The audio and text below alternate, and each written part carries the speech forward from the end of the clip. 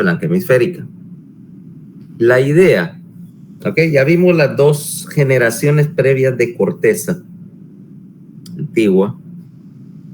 antigua más básica, y decíamos que era corteza de 3 capas. La nueva corteza, lo que destaca a los, en particular, a los mamíferos de las demás especies, es precisamente, desde el punto de vista neural, por supuesto, es precisamente el hecho de que empezó a aparecer una nueva corteza, una nueva generación, una tercera generación de corteza, que es filogenéticamente la más moderna y que representa una reorganización completa de la disposición de las células en ella y de la manera en que se están conectadas. Pero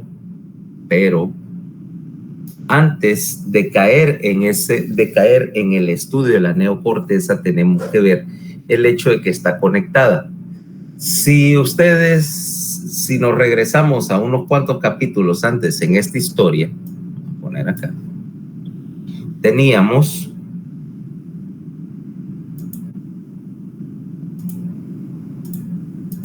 lo siguiente. Vamos a hacer un hemisferio, ¿no? Cambiamos de color. Acá. Okay. Teníamos lo siguiente. Es un hemisferio celeste, las estructuras ventriculares.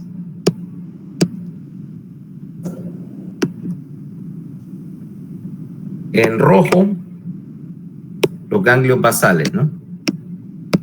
Estructuras tenencefálicas. Aquí en negro, pues, está el tálamo, el hipotálamo. Aquí están los ganglios basales. Y la corteza, que decíamos que había tenido su origen como la placa basal, la placa alar del telencéfalo, se había originado de células que estaban acá y migraron, ¿correcto? Y aquí tendríamos ahora, en azul, la corteza. Aquí vamos a representar una cosa. La corteza antigua, de primera y segunda generación, está aquí, en el sector que está rayado, ¿ok? Y un poquito acá, en la línea media. Todo lo demás, vamos a... un poquito. Todo lo demás, todo este sector, es corteza nueva. Ahora, decíamos también que por ejemplo, aquí el tálamo y los ganglios basales estaban separados por esta radiación de fibra, ¿va? Que estoy dibujando en verde. Esta radiación de fibras, que llamamos en ese momento la cápsula interna, representa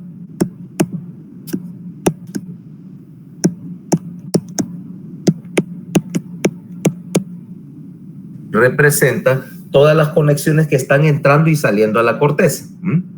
Es más, yo creo que a estas alturas no es necesario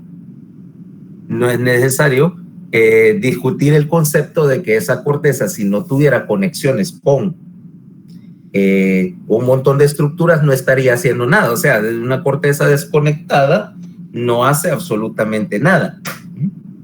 Sirve, o sea, pudiera bien no existir. Entonces, el punto es que para entender cómo trabaja la corteza, en gran medida tenemos que saber cómo están dispuestas esas fibras. Y básicamente, esa corteza tiene que establecer conexiones en 3 direcciones. En 3 direcciones. La primera es obviamente con todas aquellas estructuras que están jerárquicamente por debajo, o sea, con todo lo que, no es corteza. O sea, las estructuras que aquí vamos a definir con una palabra bien simple, estructuras subcorticales, porque no solo me indican posición, implicando que están debajo de la superficie, en algún lugar de la profundidad del hemisferio, sino que además están jerárquicamente debajo de la corteza, en particular de la neocorteza, que tiene normalmente la prioridad en términos de actividad sobre todos los demás sectores. Entonces, ese es uno, y es el grupo tal vez más, es el grupo más notorio de fibras, no necesariamente el más grande. A estas fibras que conectan la corteza con todas las estructuras subcorticales es lo que vamos a llamar las fibras de proyección de la corteza, implicando ahí tanto las aferencias como las eferencias. ¿Okay? O sea, todas eran fibras de proyección y las definimos como todo aquello que conecta la estructura con toda la corteza, perdón, con toda estructura subcortical, que puede llegar incluso, decíamos en algunos casos, a ser, por ejemplo, no solo a estructuras del encéfalo, sino que también, obviamente, aquí van las proyecciones córtico-espinales, por ejemplo, que van a dar incluso hasta el final de la lámina 9. El otro grupo de estructuras implica que la corteza acá, en la tercera generación de corteza, la neocorteza, caímos en el concepto de corteza diferenciada. ¿Okay? ¿Por qué? Porque hasta ahorita la corteza olfatoria, dijimos, era de un solo tipo. Y si es de un solo tipo, una sola variedad, toda la corteza es básicamente igual entre sí, a ese nivel. Todas tienen la misma arquitectura en términos de células, y todas realmente reciben proyecciones de todos lados. Y toda la corteza envía sus proyecciones, decíamos, por la ruta que hablamos en el caso del olfato, por las comisuras, por el haz medial del proceso. Toda la corteza básicamente podemos considerar que es una sola entidad. ¿Ok?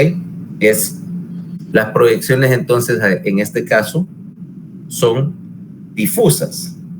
¿Ok? En el caso de la corteza límbica, pues hay dos tipos de corteza, pero decir el hipocampo, todo el hipocampo es, desde el punto de vista de conectividad, es igual.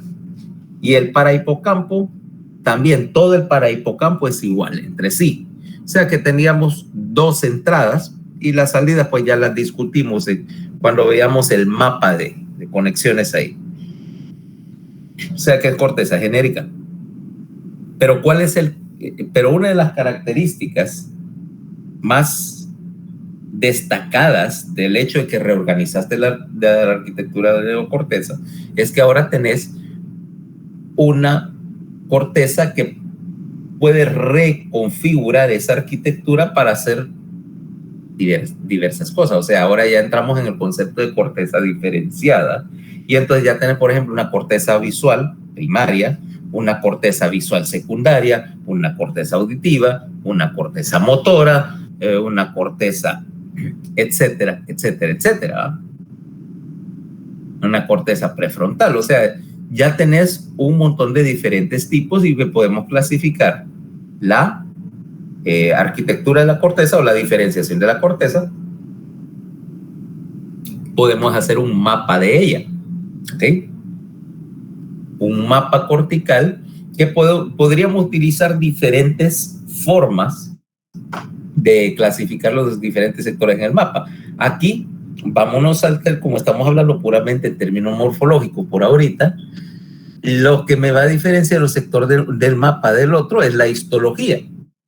¿Ah? Diferentes pedazos de la corteza, diferentes regiones, tienen diferente histología y diferente función, porque aquí, citando a un famoso arquitecto, la forma va a ser producto de la función. Y dependiendo a quién le preguntes, vas a decir, bueno, ¿cuántos diferentes tipos de corteza tengo? Depende a quién le preguntes. El mapa más tradicional, que es el que vamos a ver acá, te dice que hay 55 diferentes tipos de corteza. O sea que la corteza no es una sola, es una agrupación de diferentes sectores cada cual con su función específica y sus entradas y salidas específicas. Por lo tanto, al fin y al cabo ya hablamos, cuando hablábamos del tálamo, que teníamos un concepto de proyección específica de un núcleo del tálamo en particular a un área de la corteza en particular. Y eso me implica que internamente en la corteza voy a tener también otro tipo de fibras cuya función va a ser conectar un sector de la corteza con el otro, ¿ok? Formar asociaciones entre áreas corticales y los tractos de fibras que hacen esa función, obviamente los vamos a llamar así, tractos de asociación. Y aquí es donde vamos a tener la mayor parte de las fibras en la sustancia blanca, formándome literalmente docenas de diferentes maneras de conectar las diferentes áreas de corteza. Y es más, ya con eso pudieran decirme, por ejemplo, ¿qué pasa si yo empiezo a cortar tractos de asociación ahí?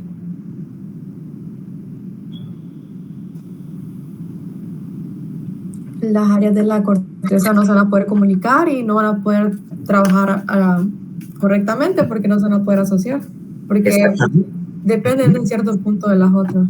Correcto, o sea, ese es el alambrado interno de la corteza. Es como que yo agarre la tarjeta de circuitos de la computadora y empiece a cortar trazas, ¿va? ¿Alguna vez has desarmado un aparato electrónico?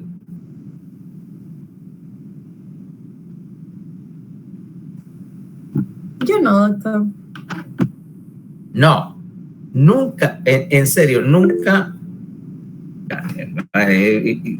En serio, o sea, esa es una de las cosas que en algún momento de la infancia yo pensaba que todo el mundo alguna vez se le hubiera ocurrido agarrar, qué sé yo, un radio viejo o algo así que no funciona en la casa, agarrar un destornillador porque te pica la curiosidad de decir, bueno, ¿y qué tiene adentro, va? Al fin y al cabo, esa pudiera ser una de las motivaciones por las cuales estás metido en... ¿Cuenta un CPU? Pero por supuesto que cuenta. Por supuesto que cuenta. Es más... En el colegio para la clase de computación me pusieron a desarmar uno y armarlo. Bueno, sí, te diste cuenta que no era ¿cómo se llama? Ciencia extragaláctica, ¿ves? Yo creo que mecánicamente una de las cosas más fáciles de reparar es una computadora, o sea, quita una pieza, pone otra y casi todo solo se conecta así a presión. Es más, yo no sé quiénes de ustedes tienen esa afición, pero nunca a ninguno de ustedes se le ocurrió, de los que le entran a los gamers, la idea de que vos construís tu propia máquina para jugar. O sea, si yo me fuera a meter a gamer, no estaría jugando. Ya se puede, más o menos, pero no estaría jugando con una laptop, por ejemplo. Incluso con una Alien o algo así, no. Si yo me metiera a gamer, haría lo que en un tiempo, allá estamos hablando de los 90s, hacíamos todos, que aquí no vendían computadoras en Honduras, ¿sabías? O lo que vendían eran clones de malísima calidad, pero sí vendían, si sabías buscar en las tiendas, componentes de computadora de buena calidad. Entonces te comprabas el caparazón, la caja, y entonces te ibas por ahí, te comprabas tu modem, tu CPU, tu tarjeta gráfica, tus discos, y agarrabas una tarde, te ponías a armar tu computadora hecha a la medida. Bueno, y hay 20,000 canales de YouTube, 20,000 canales de YouTube sobre eso, sobre esta gente que hace sus propias máquinas. ¿O nadie de ustedes realmente le llama la atención a esa clase de cosas?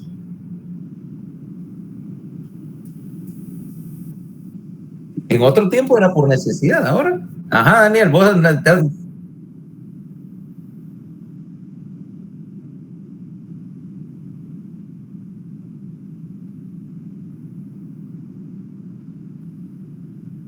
Ok, ¿y a qué se dedica ahora tu hermano? Es ingeniero. Bueno, a eso me refiero. A eso me refiero. Es decir, uno empieza desarmando, armando y desarmando cosas. Y no sé, yo desde que tengo uso de razón he sido de los que te desarma cualquier cosa, que el televisor, que un teléfono, que el carro. No te voy a decir que yo lo vaya a hacer de rutina o que tenga la herramienta en la casa, pero yo pudiera reconstruir un motor. Voy a sacar ese motor, hay que hacerle overhaul, cambiarle pistones, anillos. Yo lo puedo hacer. Por hobby, por supuesto, o por profesión, porque si te pones a dar cuenta, ¿qué hago yo por oficio? Aparte de enseñar medicina. Trabaja con el sistema del cuerpo. Mecaniqueo gente. Mecaniqueo columnas. Poner tornillos, fijar una fractura. Eso tiene un gran componente de armar y desarmar gente. Y es una de las cosas que te llama la atención, o por lo menos a algunos les llama la atención sobre estudiar medicina, que quieren ver cómo está hecho y cómo funciona una persona. Y hay gente que tiene mentalidad de que casi todos se orientan hacia una rama quirúrgica, ¿va? Porque te llama la atención. Vamos a reparar a una persona de alguna manera, ¿no? Pero te digo, o sea que es raro que entre un grupo como el de ustedes. Yo esperaría que la mayoría de la gente fuera de los que andan trasteando de todo, porque es una afición muy común entre los médicos. Mira, y yo no soy así, yo te puedo reparar un carro. Mi familia son mecánicos, mis tíos son mecánicos. Mi papá fue el único que fue a la universidad, ¿no? Y él sí fue profesor aquí, fue profesor de la UNAI y todo lo demás. Pero los demás eran mecánicos, pasaba en el taller. Y tengo un amigo neurocirujano que el man por hobby sí restaura carros. Ese es su pasatiempo. Le he visto restaurar una cucaracha y tiene por ahí un Camaro del 75 que lo encontró tirado en un solar, un baldío, carro que había estado 20 y pico de años ahí abandonado. Lo fue a sacar y ese carro es una pieza de colección de esos. Aquí lo trae de vez en cuando el man a los shows.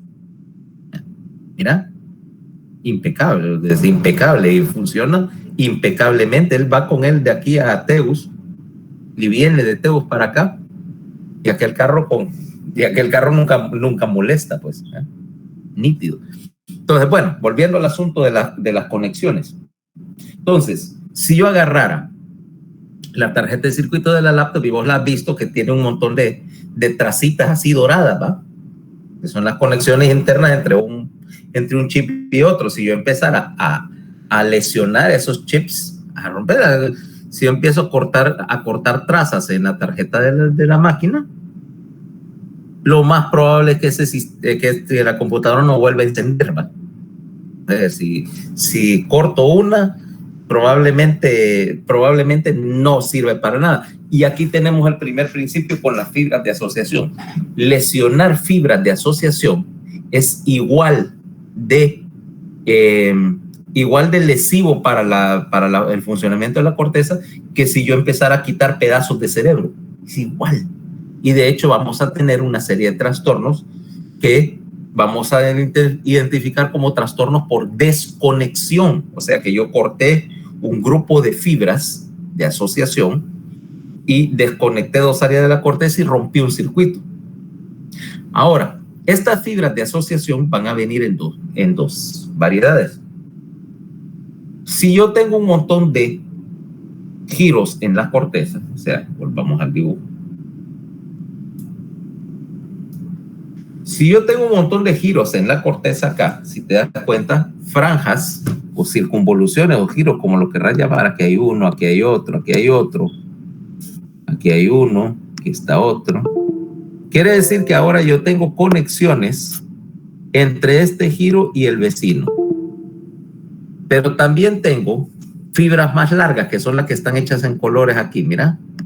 Fibras largas que me conectan áreas que pueden estar entre un extremo del hemisferio y otra, formándome lo que vamos a llamar sistemas de asociación cortical.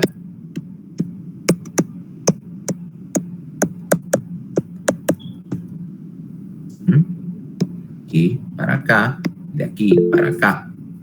Sistemas de asociación donde que alguien decía algo, estoy aquí en el whiteboard. Compartiendo pantalla. Ok.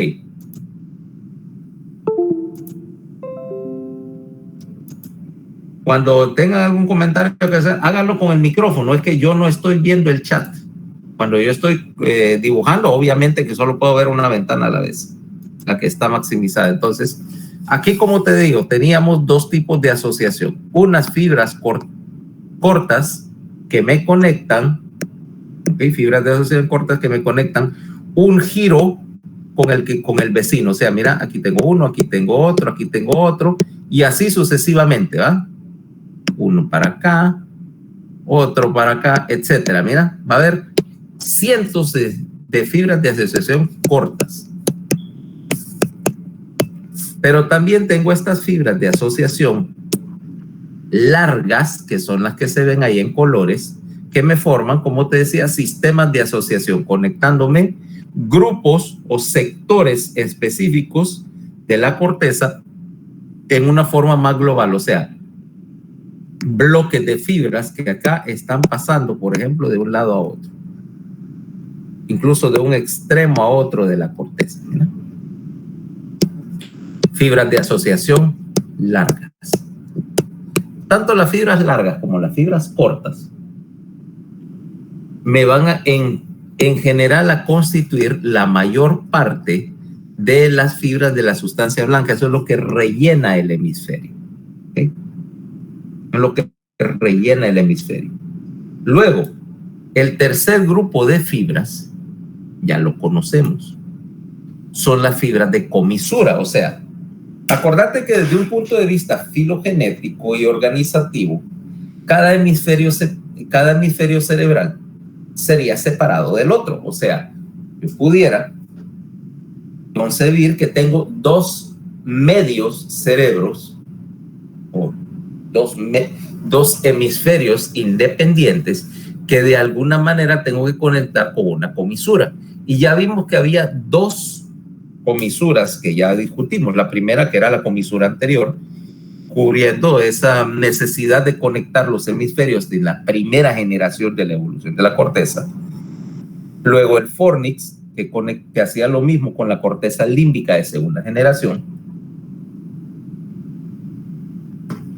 Y dicho sea de paso,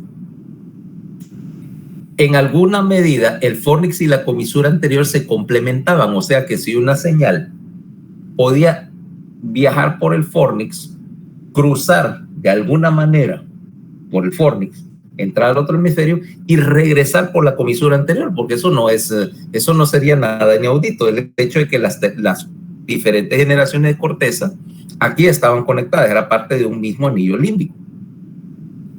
Pero con la neocorteza pasaba una situación. Primero, que las conexiones entre un hemisferio, o sea, de la neocorteza y el otro hemisferio, sí pueden pasar a través de estas dos comisuras, pero es una ruta bien indirecta. Eso te va a hacer más lento el sistema. Dos, estás pasando mucha más información y entonces ya el fornix se queda chiquito, pues es una conexión demasiado pequeña para mover el torrente de datos que tienes que mover entre este lado y el otro, ¿va? Por lo tanto, necesitabas una tercera comisura, ¿ok? La comisura neocortical que te conectara áreas homólogas de hemisferios diferentes, o sea, el frontal izquierdo con el frontal derecho, el parietal izquierdo con el parietal derecho, etcétera, porque además aquí tenés una necesidad adicional de meter este tipo de conexiones, porque acordate que la corteza, te dije, era diferenciada, y el hecho de que la corteza esté diferenciada implica que que aquí vamos a violar una regla que hasta ahorita habíamos seguido. Con el caso de hasta la corteza límbica, las dos cortezas eran iguales. O sea, eran equivalentes con las mismas funciones, exactamente iguales, solo que espejeadas. Pero con la neocorteza, yo puedo tener un área con una función en el lado izquierdo y una función diferente en el lado derecho. Eso hace que ahora necesite interconectarlas, porque si una señal llega solo a un lado, solamente se va a procesar de una manera. Y puede que necesite el proceso de las dos para integrar algo. O sea que ahora tengo conexiones comisurales que me conectan áreas equivalentes, homólogas, en diferentes hemisferios. O sea, y vamos a recalcar el concepto de homólogo. ¿Okay? Entonces ya con eso yo clasifico mis fibras de conexión de la corteza en estos tres grupos. Empecemos por las fibras de proyección, ¿ok? En general, todas las fibras de proyección de la corteza, o de y a la corteza, porque acuérdate que estamos hablando en los dos sentidos, se van a agrupar en un solo ramillete de fibras que vamos a llamar la cápsula interna. Todo lo que entra y sale de la neocorteza pasa por ahí, con dos excepciones notables que vamos a ver. Solo déjame buscar un diagrama que es el que quiero ponerte. Déjame ver en dónde está para estar en telencéfalo. A ver. Sí, ahí está. Permitido. Voy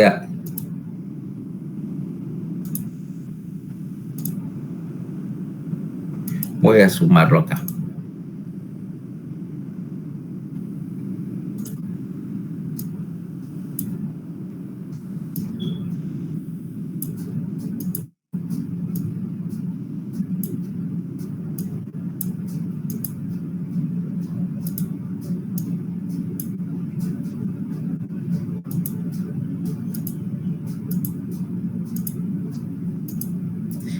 Eso que ves ahí es la cápsula interna, ¿ok? En colores. En gris están las estructuras que lo rodean. Todo lo que está entrando y saliendo pasa por ahí, ¿ok? Vamos a ver qué más hay. Vamos a poner otro dibujo donde tal vez se mire más claro.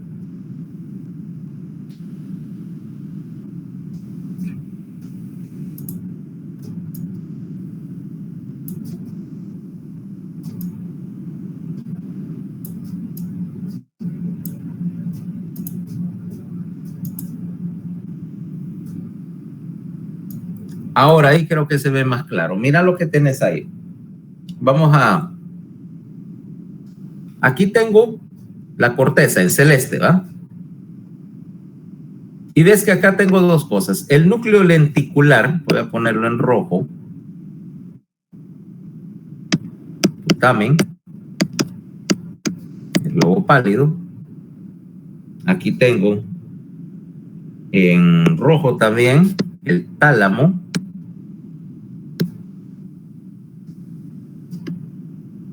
El núcleo reticular del tálamo, del complejo del núcleo anterior con la lámina medular interna, etcétera. El tálamo. Mira cómo las fibras están coalesciendo, ¿okay?, para hacerme esta cápsula interna, esta radiación de fibras que están acá. ¿Ok? Ahora, estas fibras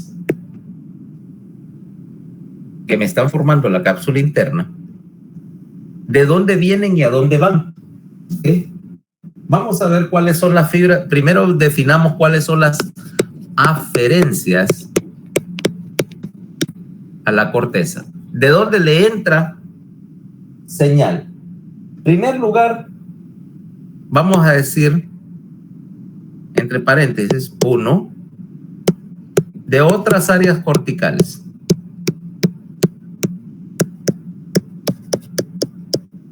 O sea que si yo tomo la corteza frontal, por ejemplo, del lado izquierdo, veo que están recibiendo señales del lóbulo parietal, del lóbulo temporal, del lóbulo frontal del otro hemisferio, etcétera. O sea, estas fibras, por supuesto, son de asociación y fibras comisurales. Pero ahora las fibras de proyección.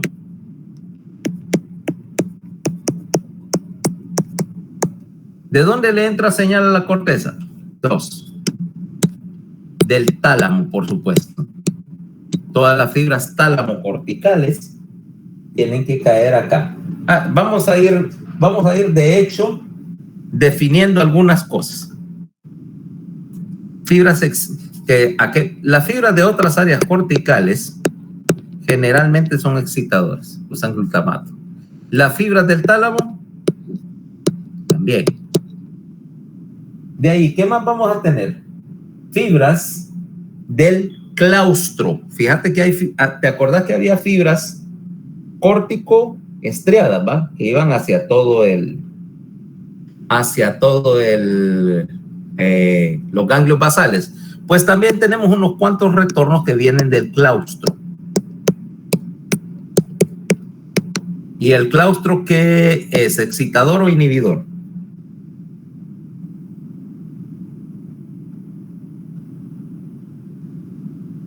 ¿Claustro sería excitador o inhibidor?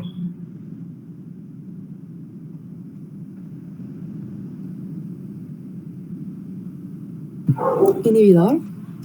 Inhibidor, efectivamente. Es parte del estriado, que utiliza esencialmente GABA y otras cosas, ¿va? GABA, acetilcolina también, ¿eh? Principalmente. 4. Hay una serie de núcleos que se llaman la sustancia innominada. Está debajo del área septal, está en el área del área septal, en la línea media, ¿vale? Debajo también de los ganglios basales, en ese pedazo del centro del encéfalo. Entonces es un pedacito innominada. Estos núcleos de la sustancia innominada son colinérgicos e inhibidores, acetilcolina. 5. El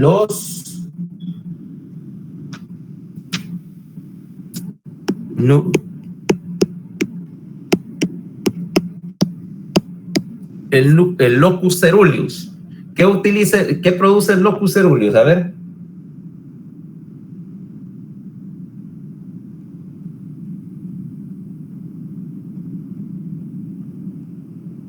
¿En qué quedamos cuando hablamos de la formación reticular y la activación del sistema? ¿El locus ceruleus utiliza?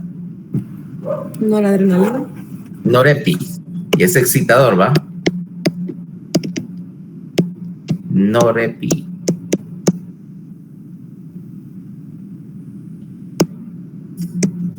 Seis.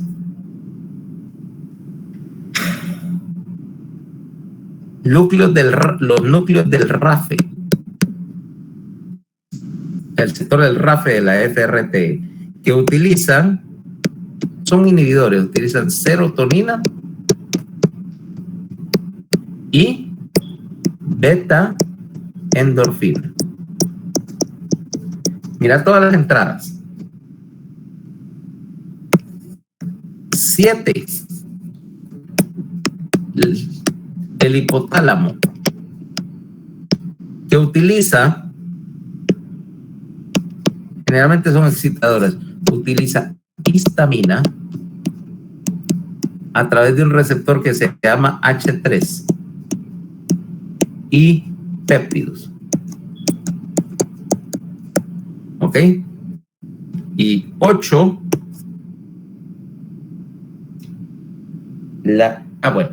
corrijo. Ahí, 7 entradas, porque la otra es salida. Ok, fíjate bien.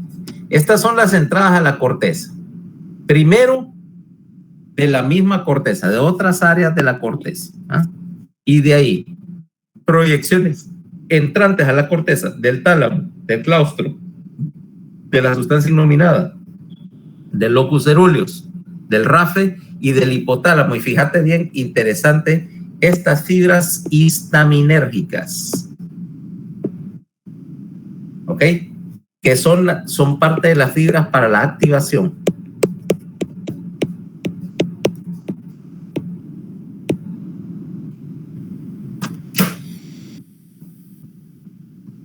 Si alguna vez te ha sucedido, ¿a cuántos de ustedes los antigripales le dan sueño?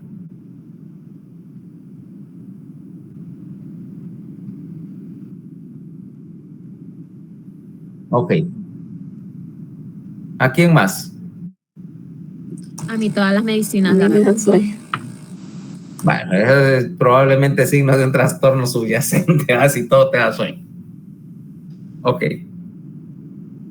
Pero en todo caso, si todo te da sueño, ¿sabes qué es eso? Síndrome de Snorlax. Sí se llama eso, síndrome de Snorlax, si todo te da sueño. Ahora, si te has puesto a pensar en por qué algo que es para la gripe te da sueño, aquí es donde tenemos que entrar en un concepto que después, ya que aprovechar para ver eso. El concepto de que si un neurotransmisor trabaja en varios lados, ¿cómo hacer que liberar un neurotransmisor en el norte no tenga efectos en el sur? Y eso depende del receptor para ese neurotransmisor. Cuando nosotros decimos, por ejemplo, es sensible a la acetilcolina, y decimos, bueno, si es sensible a la acetilcolina, tiene que haber un receptor para acetilcolina, ¿correcto? Pero no todos los receptores de acetilcolina son iguales. Pues tenemos una familia, entonces tenemos la familia del receptor de acetilcolina, entonces decimos, de hecho hay dos variedades, después hablaremos de eso, de nicotínico, de muscarínico, de que si tenemos el receptor de norepinefrina y tenemos 5 receptores diferentes para norepinefrina, alfa 1, alfa 2, alfa 3, beta 1, beta 2, y para la histamina tenemos 3 receptores, H1, H2, H3. El H1 es el que encontrás en la mucosa, el que cuando tenés una alergia, algo así, tu sistema inmune suelta histamina y empezás a moquear a lo descontrolado, ya sabes la sensación. El receptor H2 está en la mucosa del estómago, es parte del sistema que regula la producción de ácido. Eso lo verán el otro semestre cuando hablen de la fisiología de la producción de ácido. ¿Okay? Y el H3 es este receptor que estamos viendo que está disperso por toda la corteza. Entonces, si yo bloqueo el receptor H3, bloqueo la activación de la corteza y a dormir. Ahora, ¿qué tiene que ver eso con el Tapsin, el Panadol antigripal y todos esos antigripales que venden en la pulpería?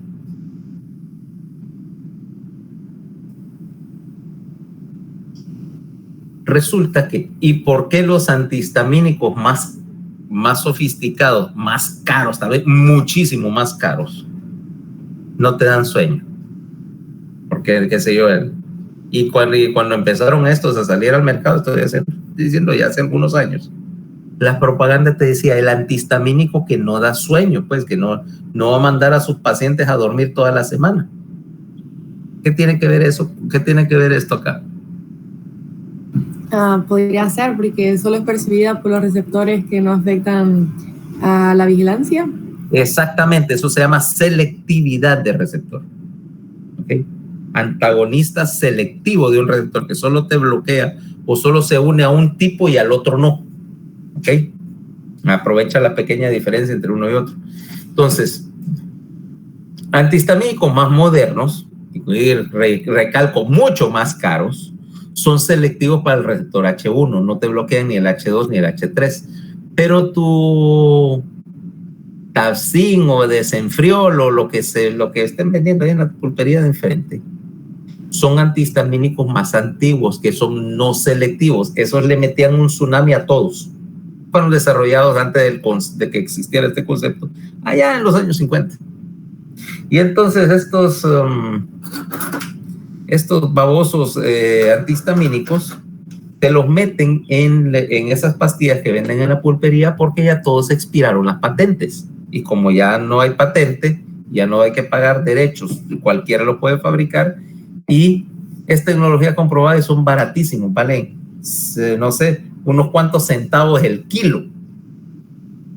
Por lo tanto, vaya y meta eso en una pastilla. No podés meter un antihistamínico caro cuando esté bueno. ¿Cuánto vale una pastilla de antigripal? 10 pesos, 5 pesos.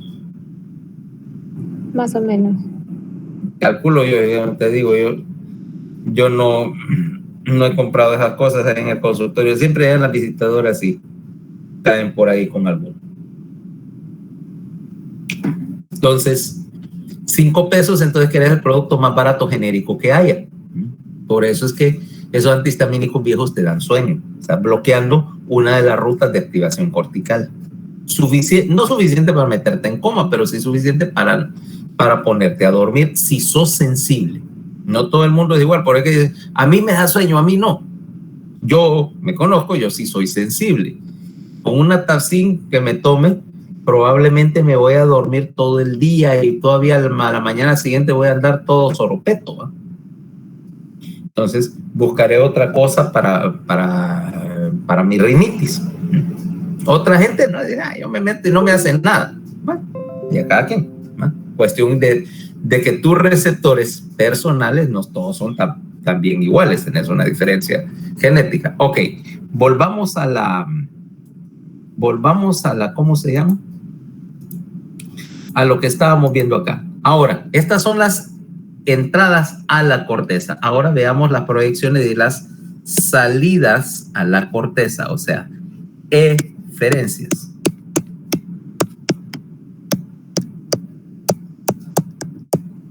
Vamos a ver qué tenemos entonces. Eferencias. 1. A otras áreas corticales, ¿va?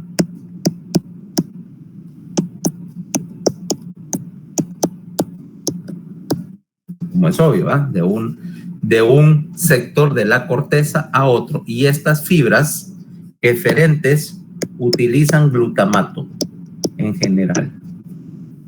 O las eferencias de la corteza, salvo es alguna que otra excepción, todas utilizan glutamato. ¿Okay? Vamos a ver, va a haber algunas excepciones, pero las vamos a mencionar. 2 a la lámina 9 de la médula, o sea, fibras córtico-espinales.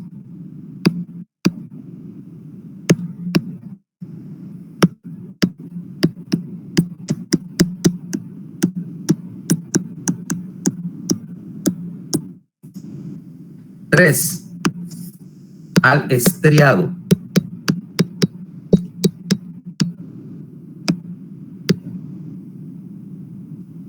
Entonces se van a llamar córtico estriadas. Pero también tienen un alias. Corticofugales. ¿Ok? Por ahí les va a aparecer fibras corticofugales. Es lo mismo que decir tal córtico-estriada. 4. A los núcleos del tallo. Y aquí vamos a agruparlos en varias tipos. Núcleos de las columnas de los nervios craneales.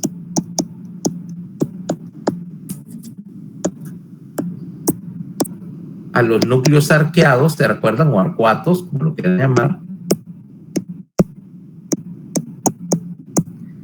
Y a la formación reticular del tallo encefálico, en particular al sector para la activación. ¿Te acordás que la corteza podía enviar una señal desactivadora para inhibir, por ejemplo, vía el núcleo pedúnculo pontino, bloquear a las demás señales? Va a enviar una señal de la corteza, por ejemplo, a los núcleos, al núcleo gigantocelular para bajar la actividad de las láminas 8 y 9. Bueno, ahí está. Y por último, al tálamo. En particular, fibras córtico-talámicas hacia el arqui y paleotálamo. Para que la corteza le envíe por estas fibras córtico-talámicas señales a los núcleos del tálamo que les indiquen cuáles señales dejar pasar y cuáles señales dejar, ¿cómo se llama? Cuáles fibras del tálamo inhibir. O sea que ahorita ya tengo con eso una manera de establecer control desde la corteza hacia abajo. Mira, esas son las, mira, entradas y salidas a la corteza. Si te das cuenta, en esa cápsula interna, por lo tanto, voy a tener todo este paquete de fibras, ¿ok? Todo ese paquete de fibras. Ahora veamos la cápsula interna en sí. Ahí la tenés, mira su característica forma, de boomerang. Veamos a ver qué tenemos bracketing bordeando la cápsula interna, que aquí te voy a ver en morado. Mira la forma característica.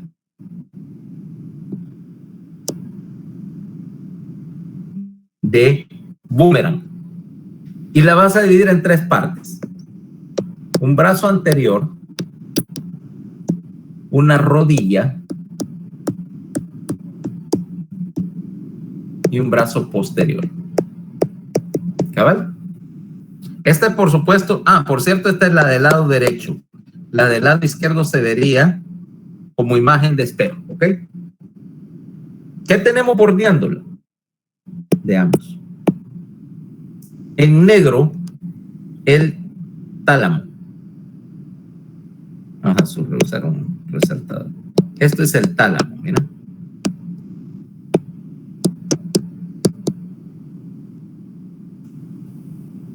Por adelante, le vamos a poner en verde. Esta es la cabeza del núcleo caudado, mira. Subrayar. Esto que está acá, en verde, es la cabeza del caudado. Caudado. Y por último, en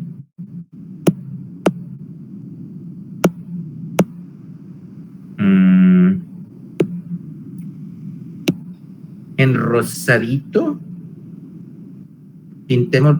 ¿Quién me pintó el núcleo lenticular de rosado?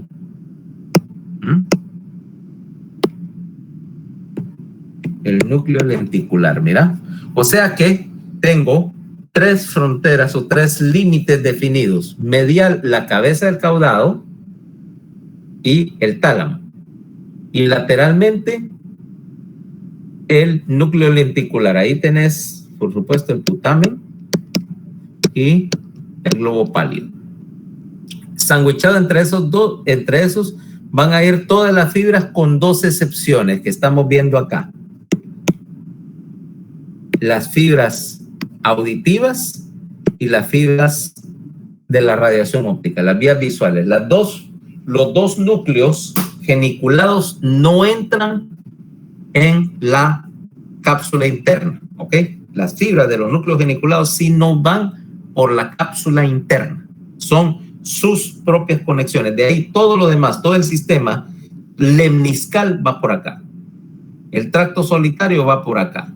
Las conexiones salientes de la corteza van por acá. ¿Ok? O sea que ahí están agrupadas todas las entradas, menos el olfato, porque el olfato ya dijimos que no tenía nada que pintar acá, dado que no había conexión con el tálamo. ¿Ok? Y desde aquí estamos hablando de la neocorteza. Todo lo que entró y salió de la neocorteza está en esa banda de la cápsula interna, que en términos de tamaño físico es de este largo. O sea, es una franjita que cabría en este espacio, mira, un poquito más largo. Ahí cabría todas las conexiones de la corteza. Es el punto donde todo converge. Por cierto, es un punto vulnerable en términos de que una lesión pequeña ahí sí te puede afectar un montón de fibras, hacerte un buen síndrome neurológico y por lo tanto vamos a analizar qué va ahí. Ya vimos cuáles son las fibras. Ahora, ¿cómo están organizadas? Ese es el tema de mañana, ¿ok? La disposición de las fibras en la cápsula interna para completar el capítulo de las conexiones de la corteza. Pero antes de terminar, quería mostrarles algo. Espera, solo voy a cambiarla. Quiero que vayan a buscar este programa. Les voy a poner la página de descarga.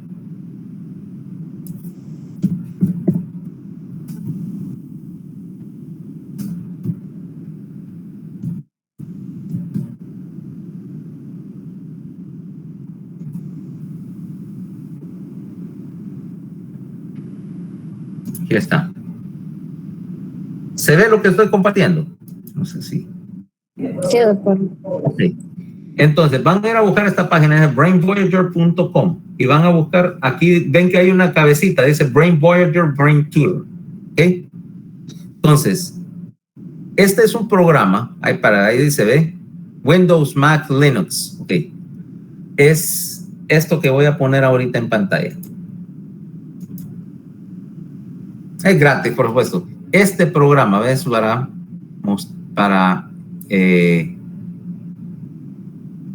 Para visualizar la localización cortical de las funciones, etcétera, etcétera. Instálenlo en su máquina. Hay una versión para teléfono. Espérate. No anda el teléfono acá. Está.